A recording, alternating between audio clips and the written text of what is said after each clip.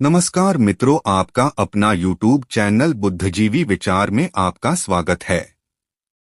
आज हम उन 4 युगों के बारे में बताऊंगा कि आखिर 4 युगों में आखिर आपस में लड़ाई क्यों हुई थी दोस्तों। और इस सभी युगों में सबसे बड़ा और श्रेष्ठ चारों युगों में कलयुग को क्यों कहा जाता है सर्वश्रेष्ठ युग।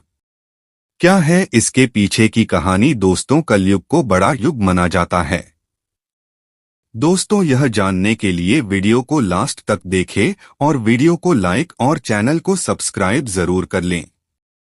दोस्तों, सनातन धर्म में 4 युगों का वर्णन किया गया है जिसमें कलयुग को सर्वश्रेष्ठ बताया गया है।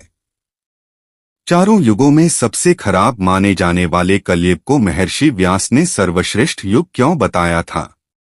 आइए विस्तार से जानते हैं कि महर्षि व्यास ने कलयुग को सबसे उत्तम युग क्यों कहा था। हिंदू धर्म में वेदों के अनुसार 4 युग माने गए हैं।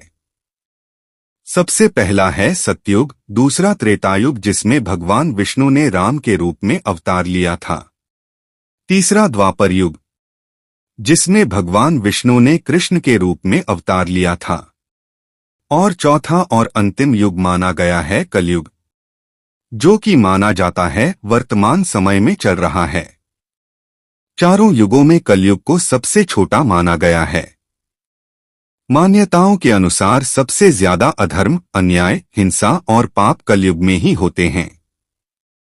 लेकिन फिर चारों युगों में कलयुग को ही सबसे सर्वश्रेष्ठ युग क्यों माना गया, इसके पीछे एक रोचक कथा है, आइए जानते हैं। विष्णु पुराण के अनुसार एक बार ऋषि मुनि आपस में चर्चा कर रहे थे कि चारों युगों में सर्वश्रेष्ठ युग कौन सा है। इस विषय पर सभी की अलग अलग राय थी, इसलिए यह चर्चा बहस का मुद्दा बन गई और कोई हल न निकल सका। तब इस बहस के समाधान के लिए सभी ऋषि मुनि महर्षि व्यास के पास गए। महर्षि व्यास को ही वेदों का जनक माना जाता है।